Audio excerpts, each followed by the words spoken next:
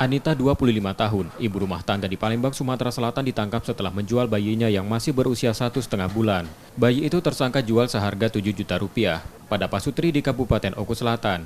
Tersangka ditangkap bersama 3 rekannya yang membantu penjualan bayi tersebut.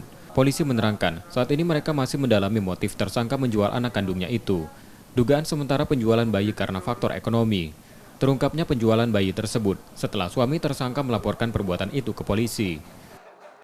Penjualan bayi. Kemudian setelah dilakukan pendalaman oleh anggota untuk itu, kemudian ditemukan pelapor dari ayah kandung bayi ini sendiri sebetulnya.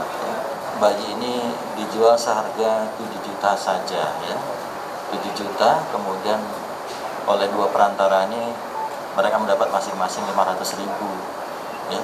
6 juta ini kemudian diserahkan kepada si ibu kandung, ya. Jadi kebetulan memang yang membeli ini adalah pasangan yang memang tidak memiliki anak.